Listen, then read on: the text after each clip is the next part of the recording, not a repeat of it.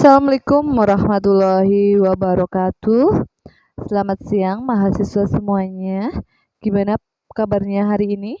Semoga mahasiswa semua dalam keadaan sehat dan tetap bersemangat untuk mengikuti perkuliahan daring pada hari ini.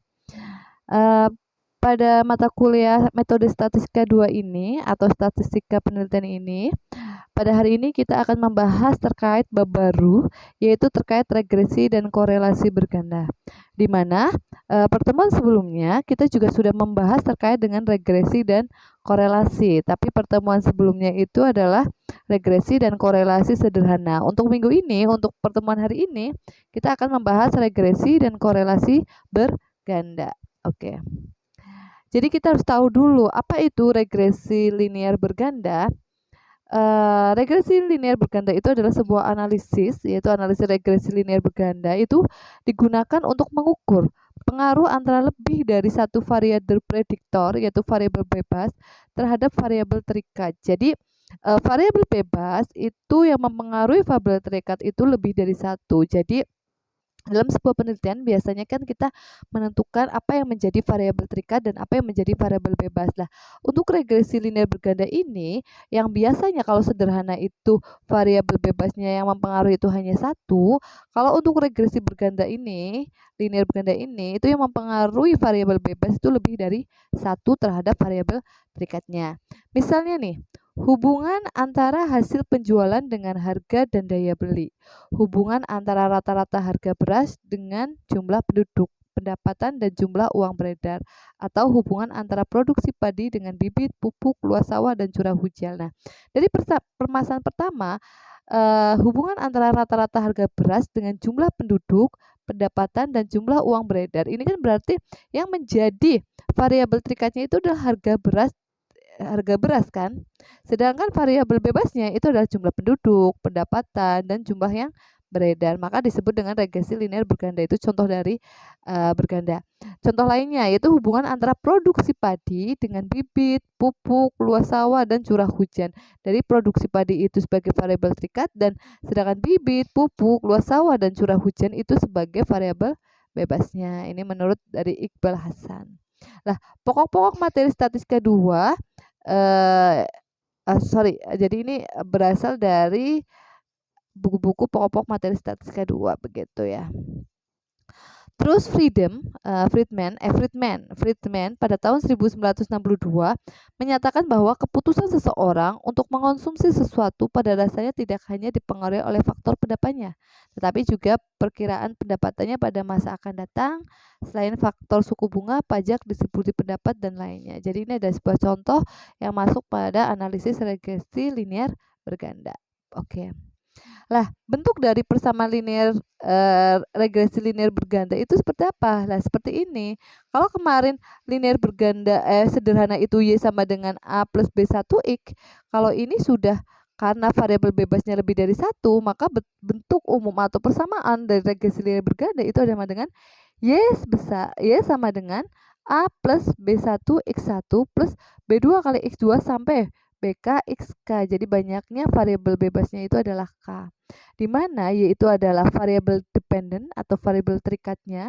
X1, X2 sampai XK itu adalah variabel independent atau variabel bebasnya. A itu adalah bilangan konstanta, B1, B2 dan BK itu adalah koefisiensi variabel. Begitu ya. Jadi paham ya, ini dari persamaan dari regresi linear berganda. Selanjutnya, setelah kita tahu persamaan regresi linear berganda, kita akan masuk ke bentuk umum. Bentuk umum dari persamaan linear regresi berganda. Di sini juga ada dua bentuk, yaitu bentuk stokastik dan bentuk non-stokastik atau deterministik, begitu ya. Sebenarnya hampir mirip ya di sini, cuma di sini bentuk stokastik itu Y sama dengan A plus B1 X1 plus B2 X2 plus sampai B XK plus ada E-nya, ada errornya. Sedangkan kalau bentuk non-statik itu cuma Y sama dengan A plus B1 X1 plus B2 X2 plus sampai BK XK. Jadi tidak ada E-nya. Di mana Y itu adalah variabel terikat, X1, X2, dan XK adalah variabel bebas atau independen, A itu adalah bilangan konstanta, B1, B2, sampai BK itu adalah koefisiensi regresinya, dan E ini adalah nilai residual atau error, pengganggu. Jadi biasanya juga dalam suatu penelitian atau satu data biasanya juga ada error seperti itu. Maka di sini untuk stokastiknya pembedanya itu dipluskan dengan errornya situ. Sampai sini paham untuk definisi dan bentuk umum dari persamaan linear regresi berganda? Paham ya? Oke, baik. Oke, baiklah kita lanjutkan. Kalau tadi saya sudah menjelaskan terkait persamaan umum ya, regresi linear berganda. Kalau ini kita akan membahas terkait persamaan regresi linear berganda dengan dua variabel bebas. Jadi kita tentukan berapa variabel bebasnya. Ternyata di sini kita tentukan dua variabel bebas. Maka bentuk umum dari persamaan regresi linear berganda dengan dua variabel bebas itu sebagai berikut, yaitu Y sama dengan A plus B1 X1 plus B2 plus X2 karena X1, X2 itu mewakili variabel bebas. Maka untuk dua variabel bebas maka bentuknya seperti ini. Nilai dari koefisiensi A, B1, B2 dapat ditentukan salah satunya dengan metode kuadrat terkecil atau ordinary least squared method. Jadi kita bisa menentukan nih nilai dari A, B1, B2 dengan menggunakan metode kuadrat terkecil. Untuk keterangan dari bentuk umumnya sama ya, yaitu adalah variabel terikat, X1, X2 ada variabel bebas, B1, B2 koefisiensi, A itu adalah konstanta, B1 itu besarnya kenaikan atau penurunan dalam satuan jika X1 naik satu satuan dan X2 konstan. B2 besarnya kenaikan atau penurunan D dalam satuan, sama aja ini intinya B1, B2. Oke, selanjutnya adalah terkait dengan metode kuadrat terkecil. Jadi kita akan mencari nilai A atau B1, B2 dengan cara metode kuadrat terkecil. Metode kuadrat terkecil atau ordinary least squared method pada prinsipnya adalah meminimumkan jumlah kuadrat deviasi di sekitar garis regresi. Jadi bagaimana kita bisa meminimumkan jumlah kuadrat deviasi di sekitar garis regresi dan nilai koefisiensi regresi A, B1 dan B2 dapat dipecahkan secara simultan dari tiga persamaan berikut. Jadi kita bisa mencari nilai A, B1, B2 dengan menggunakan simultan seperti ini, yaitu untuk sigma Y sama dengan N kali A plus B1 kali sigma X1 plus B2 sigma X2. Sigma X1Y sama dengan A sigma X1 plus B1 sigma X1 kuadrat plus B2 kali sigma X1 sigma X2. Sedangkan untuk sigma X2Y sama dengan A kali sigma X2 plus B1 kali sigma X1 kali sigma X2 plus B2 kali sigma X2 kuadrat. Untuk mendapatkan koefisiensi regresi dari ketiga permasalahan ini, yaitu A, B1, dan B2, dengan menggunakan persamaan di atas diperlukan perhitungan yang cukup panjang. Oleh karena itu, dikembangkan beberapa cara yang lebih mudah sebagai berikut. Seperti ini ya. Jadi kita misalkan ada nilai A, B, C, D, E, dan F-nya. Begitu.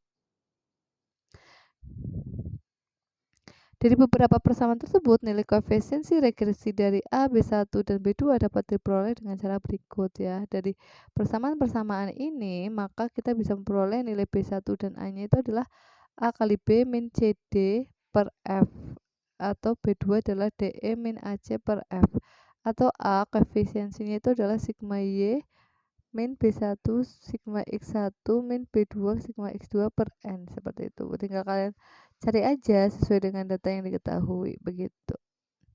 Paham ya sampai sini? Selanjutnya adalah pengujian koefisiensi regresi.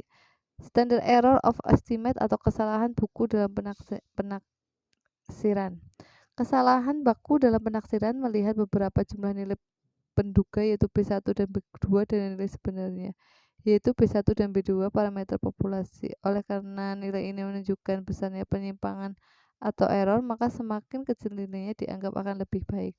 Untuk menghitung kesalahan baku ini dapat digunakan rumus berikut. Jadi karena memang standar errornya sehingga terjadinya taksiran itu agar tidak terjadi error, maka menggunakan rumus berikut. S itu adalah sigma S kuadrat. Sigma SB1 kuadrat itu rumusnya seperti ini. Sedangkan SB2 kuadrat itu rumusnya seperti ini. Sedangkan DF itu adalah N dikurangi K dikurangi 1 atau N dikurangi 2. Terus puncaknya ini, kalian harus mencari ini. Terus habis itu adalah sigma E kuadrat sama dengan sigma YI min A kurangi B2 X2 kali itu kuadrat. Itu seperti itu. Ada pertanyaan? Baiklah, kita lanjutkan. Yang kedua adalah pendugaan hipotesis koefisiensi regresi berganda. Jadi di sini kita akan melakukan suatu pendugaan hipotesis pada parameter beta 1 dan beta 2. Yang pertama yaitu pengujian hipotesis simultan, yaitu kita mencari F statistiknya. Digunakan apa fungsi dari penguji hipotesis simultan ini, yaitu suatu pengujian yang digunakan untuk melihat signifikansi variabel independen secara keseluruhan atau bersama-sama dalam mempengaruhi nilai variabel dependen. Jadi di sini mau melihat seberapa sih signifikan variabel bebas itu atau independen itu mempengaruhi terhadap nilai dari variabel terikat tersebut atau dependen, yang dalam hal ini adalah Y besar.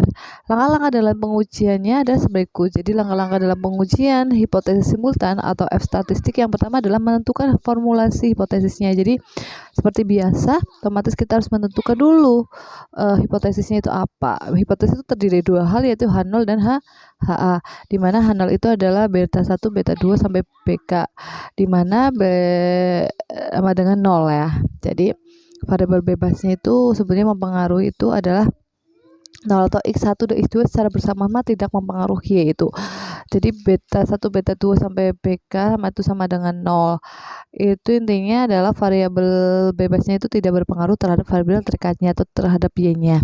Atau H-nya itu adalah beta 1, beta 2 sampai beta K itu tidak sama dengan 0. Ini berarti X1 dan XY secara bersama-sama mempengaruhi Y. Jadi secara mempengaruhi Y, atau paling sedikit ada satu X atau ada satu variabel bebas yang mempengaruhi Y, itu HA-nya. Jadi kalau H0-nya itu variabel bebas itu tidak berpengaruh terhadap variabel terikat, tapi kalau HA-nya itu variabel bebasnya bersama-sama mempengaruhi atau salah satu dari variabel bebasnya itu mempengaruhi variabel terikatnya tersebut, begitu ya, itu hipotesisnya.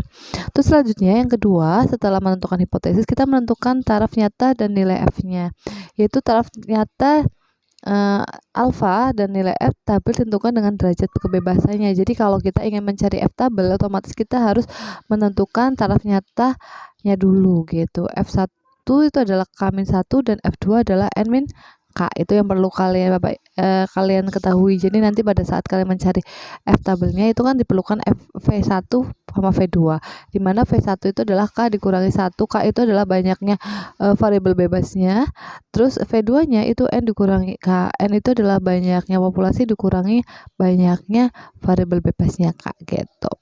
Yang ketiga, setelah kita menentukan taraf nyata dan nilai F tabelnya, kita menentukan nilai F statistiknya. Jadi F hitungnya, statistiknya, di mana rumus dari itu adalah MSR itu sama dengan SSR per DF1 atau MSE itu sama dengan SSE per DF2, di mana SST itu adalah sigma Y kuadrat dikurangi NY kuadrat, atau SSR-nya itu adalah B1 kali sigma X1Y plus beta B2 kali sigma X2Y, atau SSE-nya itu adalah SST dikurangi SSR, seperti itu. Jadi kalian harus mencari dulu SR-nya berapa dengan rumus ini ya, yaitu B1 kali sigma X1Y plus B2 kali sigma Y2 X2 kali Y. Setelah itu untuk mencari MSR-nya otomatis kalian harus mencari SSE-nya, di mana SST dikurangi SRR. Jadi harus mencari ini dulu baru mendapatkan SSE-nya. Lah kalau ini sudah dicari, otomatis kita bisa mendapatkan MSR dan MSE, begitu. Lah di sini setelah menentukan nilai F statistiknya ya, mendapatkan nilai ini,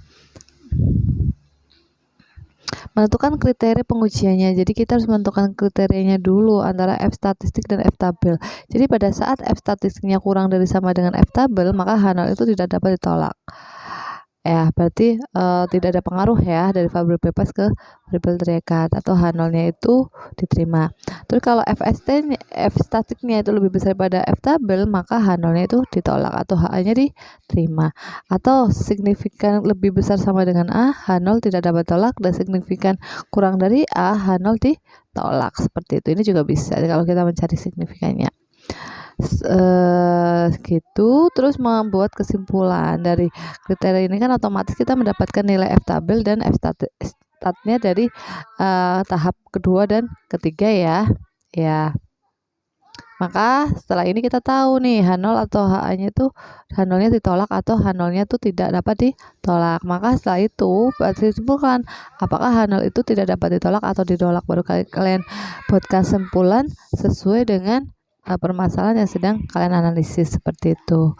Sampai sini paham ya terkait dengan pengujian hipotesis simultan atau F statistik? Paham ya? Oke, tadi kita sudah membahas terkait dengan pengujian hipotesis F statistik. Sekarang kita masuk yang kedua, yaitu pengujian hipotesis individual atau parsial atau tes statistik. Jadi ini lebih ke rumus tes statistik. Digunakan untuk melihat signifikansi variabel independen secara parsial dalam mempengaruhi variabel dependen. Jadi ingin melihat nih berapa signifikannya sih variabel bebas itu secara parsial, secara individu itu mempengaruhi variabel dependen. Kalau F tadi itu kan kita ingin melihat pengaruh secara bersamaan ya. Kalau ini antara variabel bebas 1 sama 2. Kalau ini tuh secara independen. Jadi satu persatu variabel bebas itu berpengaruh enggak gitu. Makanya menggunakan uji T statistik. Lah, bagaimana langkah-langkah untuk melakukan pengujian hipotesis individual atau parsial? Ya sama, yang pertama adalah menentukan formulasi hipotesisnya. Formulasi hipotesis ini itu ada H0 ya dan HA. H0-nya otomatis beta I itu sama dengan 0. Ini tidak ada pengaruh XI secara parsial terhadap Y. Jadi tidak ada pengaruh variabel bebas terhadap variabel terikat terhadap Y-nya. Sedangkan HA-nya itu BI, beta I itu lebih besar pada 0, maka ada pengaruh positif. XI variabel tersebut secara parsial terhadap Y. Jadi variabel misalkan variabel pertama itu ada pengaruh terhadap variabel terikat, atau BI itu kurang dari 0, berarti ini ada pengaruh negatif. Kalau lebih besar berarti positif, kalau kurang dari adalah variabel pengaruh negatif. Kalau BI tidak sama dengan 0, cuma BI tidak sama dengan 0, ini berarti ada pengaruh saja gitu. Cuma kita belum mengetahui positif apa negatif. Kalau baru tahu kalau BI-nya itu lebih besar atau lebih kecil, baru kita dapat tahu pengaruh yang ditimbulkan dari variabel bebas itu adalah positif atau negatif seperti itu. Itu cara menentukan formulasi hipotesisnya. Terus yang kedua sama ya, menentukan taraf nyata atau nilai T tabelnya. Untuk mendapatkan nilai T tabel kita harus menentukan DF-nya dulu. Taraf nyata T tabel dilakukan dengan derajat kebebasan DF ya. Derajat kebebasannya itu adalah N dikurangi K dikurangi 1. K adalah banyaknya jumlah variabel X atau variabel bebasnya, maka N itu adalah banyaknya populasi dikurangi K-nya itu adalah banyaknya jumlah variabel bebas dikurangi 1. Jadi DF itu adalah N dikurangi K dikurangi 1. Itu untuk menentukan taraf nyata, sehingga dengan DF itu kita bisa mencari nilai T tabelnya. Terus selanjutnya untuk menentukan nilai T statik ya, otomatis menggunakan rumus T statik ya, kalian sudah tahu ya, nggak perlu saya jelaskan lagi. Jadi rumus T statik seperti apa. Terus yang keempat baru menentukan T statiknya, kriteria untuk menentukan apakah itu diterima ditolak lah, seperti ini. Menentukan nilai T statik itu seperti ini, dimana T statik itu ada sama dengan BI dikurangi B besar I per SPI, dimana I adalah 2, 3, boleh seperti itu. Jika T statik itu kurang dari min T tabel, kurang dari T tabel, maka H0-nya itu ditolak. Tapi kalau misalkan terus kalau T-nya itu statiknya lebih besar pada T tabel, T positifnya ini juga H0 ditolak. Kalau H0 yang mana nih? Ini kalau H0-nya itu diterima itu saat T statiknya itu lebih besar sama dengan min T tabel kurang dari sama dengan T statik. Ini H0-nya tidak dapat ditolak atau diterima. Kalau H0 ditolak itu kalau memenuhi ini. Atau secara signifikannya itu misalkan signifikan lebih besar pada alfa, maka H0 tidak dapat tolak. Maka kalau signifikan kurang dari A, maka H0 ditolak. Kan biasanya kalau kita pakai uji SPSS ya, biasanya kita dapat mendapatkan nilai signifikannya. Jadi bisa menggunakan itu. Setelah kita menentukan kriterianya, mendapatkan nilai T statistiknya, otomatis kan kita bisa menentukan nih H0 atau H0-nya itu ditolak atau H0 tidak dapat ditolak. Maka baru kita buatkan kesimpulan apakah dari uji itu bahwa H0 itu tidak dapat ditolak atau ditolak seperti itu.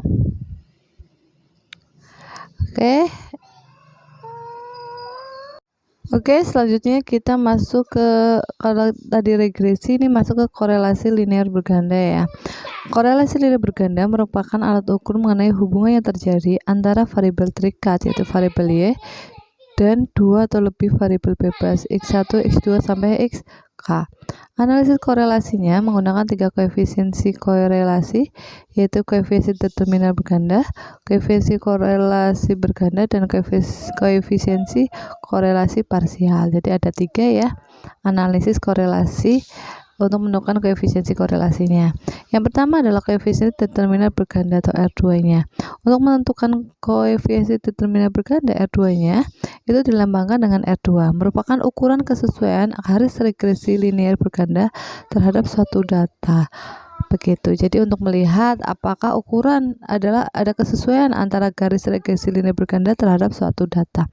Maka sebab itu koefisien determinan tersebut digunakan untuk mengukur besarnya distribusi variabel X1 dan X2 atau variabel bebas terhadap variasi Y dalam hubungannya dengan persamaan garis regresi linear berganda seperti itu. Jadi ingin melihat besarnya kontribusi dari variabel bebas tersebut dengan persamaan garis regresinya adalah YI sama dengan A plus B1 kali X1 plus B2 kali X2. Itu adalah rumus awal ya, rumus umum, rumus dari persamaan regresi dua variabel bebas.